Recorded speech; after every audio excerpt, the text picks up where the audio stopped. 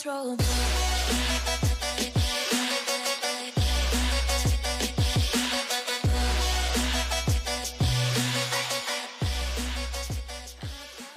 The topic of discussion of the ME230 final project is propellers of drones and quadcopters. The term quadcopters generalizes two main categories of drones: more bulky ones such as cinematic drones, and more lightweight and agile drones such as racing and freestyling drones. There's quite a bit of differences between all of these types, but for the purpose of this project, we'll focus on smaller, more lightweight drones such as this one, which is a racing drone. So rotor blades and propellers are very unique, with multiple blade configurations and different pitch settings for varying environments. Talking about the design of rotor blades or propellers without going into too much detail about aerodynamics or fluid mechanics, it's important to note the number of blades on each propeller.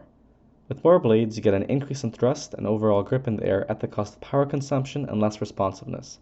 With fewer blades, you get the reverse of this, which boils down to more control and less thrust, but also more balance since efficiency is increased. Although racing frames tend to be lighter, meaning thrust isn't as important, flyers that race tend to already have very good control, so an increase in thrust makes up for the decrease in control, leading to the 3-blade prop configuration being the most ideal in terms of design for racing. And as for the basics of how flight is achieved with quadcopters, all 4 propellers rotate inwards to achieve thrust and eventually lift off. This means the front 2 propellers spin in opposite ways, as well as the back 2.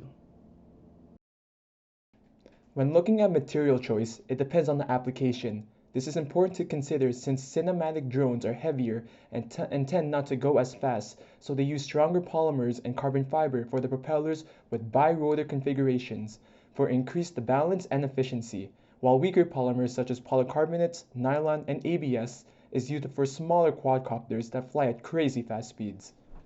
Due to the complex nature and the shape of the propellers, precise manufacturing is required, which can only be attained by injection molding, and that'll be talked about shortly. Let's talk about the functional requirements and specifications of the drone. There's quite a lot to consider when you think about the rotor blades or propellers of quadcopters, but we base the following values on the featured drone. Thus, one blade of a 3-bladed propeller must support a uniform distributed load of 1/12 of the combined drone weight and force acceleration at any time.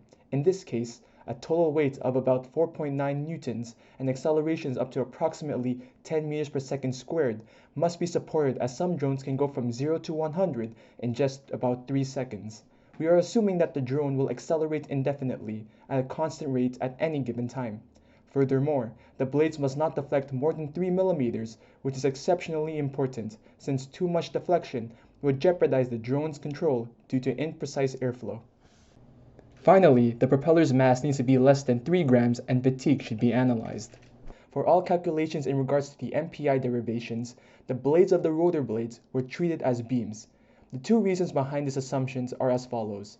First, the physics behind the thrust and rotor blades in general is far beyond the scope of the physics and mechanics learned in ME219, but also, secondly, with propellers such as these polycarbonate ones, the pitch angle is relatively small and the blades are wedged between the motor and the nut, which resemble a beam structure. The following few clips demonstrate our Ashby plots made possible through MPI derivations and how we use these plots and other considered information to narrow down our material choice for the propellers. It's important to consider the applications of where these propellers will be used. Racing and freestyle drones crash a lot. With this discipline, if you're not crashing, you're not pushing your limits, and you're definitely not learning or getting better. Keeping this in mind, propellers will need to be replaced fairly often, which brings an emphasis on lowering costs to not turn off people from flying and having fun. To lower costs, your best bet is at mass production, which is made possible through injection molding plastics, which we added as a constraint, and then ended up with all these blue labeled materials which happen to be thermoplastics. It's important to note why it was decided to go with relatively weaker materials as opposed to choosing stronger materials found within the Ashby plot constraints. With 3-blade propellers, 1 out of the 3 blades is guaranteed to make contact with whatever you collide with, meaning a significant amount of force will be applied. It makes a lot more sense for that one blade to snap and break, distributing the forces, as opposed to it not breaking and inducing that same significant force to the motor and frame, parts which would be a lot more expensive to replace. Keeping all these things in mind, ABS with 30% glass fibers introduced was selected as the perfect material contender for rotor blades of quadcopters. Polymers, unlike metals, are composed of long strands of monomers, which are tangled in the microstructure just like a ball of string. Under stress, these tangled chains of monomers tend to unravel and reorient themselves in the direction of the stress. If the stress is less than the yield strength, similar to a metal, the polymer will undergo elastic deformation and be able to revert back to its original tangled formation. However, if the stress is greater than the yield strength, the polymer will transition into plastic deformation. During this period, the polymers will align in the direction of the load as seen previously. Following this, they will start to form more permanent primary and secondary bonds in their current orientation. This will occur during the necking stage. However, if the strain rate is high enough, then the polymer can fracture immediately, whereas if there is a constant strain, the strain will continue to increase until a relatively high strain is achieved at a relatively high stress. There are two major forms of strengthening that can occur during the processing stage of a polymer: long fiber and short fiber thermoplastic reinforcement. In both these processes, a secondary component, in this case glass fibers, will be added to the ABS matrix. This will cause the ABS to become less ductile and increase the overall mechanical properties such as strength and toughness. The way these strengthening methods resist deformation is by holding the ductile ABS matrix together, transferring a significant portion of the load onto the fibers, while at the same time the ABS protects the glass fibers from breaking due to its more ductile properties. Now both long and short fiber thermoplastic reinforcement, hereafter LFTR and SFTR respectively, strengthen the polymer. They approach the strengthening of the matrix in different manners.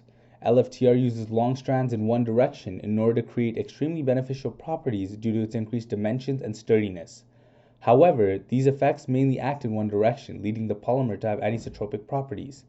Unlike LFTR, SFTR uses short fibers randomly assorted in the ABS matrix. This can cause an uneven distribution of mechanical properties due to the small dimension and uncontrolled direction in which the fibers are aligned. However, this process is still advantageous in this scenario due to the advantage of SFTR in mass production and repetitive production. If this direction of loading is known, then LFTR might be more advantageous due to its anisotropic properties. However, if there is a necessity to have an overall increase in mechanical properties such as strength and toughness, the better approach would be SFTR. We found that injection molding is the best manufacturing process to fabricate propellers using our selected material, because it combines both glass fiber and ABS polymers while being able to mass produce propellers at the same time. The injection molding process goes as follows. First of all, the short glass fibers and ABS polymer are pre-blended or mixed manually as granules to a 30% glass fiber and 70% ABS weight mixture ratio. This mixture is fed into the feed hopper and falls into the injection cylinder where the rotating screw drive resides. The rotating screw drive moves the granules forward into the heating chamber where they begin to melt due to the heater bands as well as due to compression, friction, and heated walls inside. For ABS, the processing temperature must be between 230 degrees Celsius to 260 degrees Celsius, but the target temperature in question is 250 degrees Celsius. It is important to keep the temperature constant within the recommended range to ensure quality and uniform color finish of the part.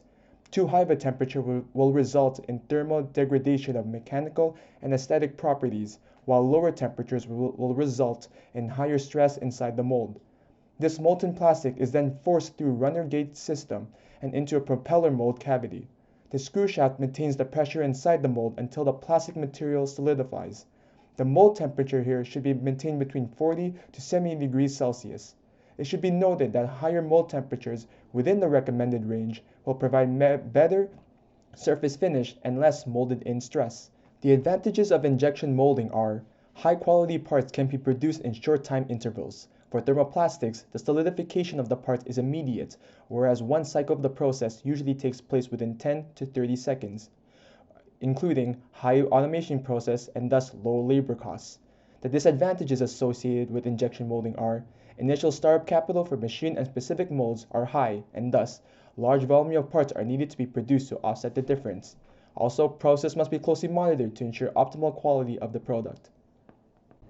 Keeping all requirements, applications, and constraints considered, we believe that injection molding rotor blades for drones, but more specifically smaller quadcopters from ABS material with 30% short fibers introduced, is the most optimal solution, reducing cost while increasing efficiency and accessibility to a variety of propellers.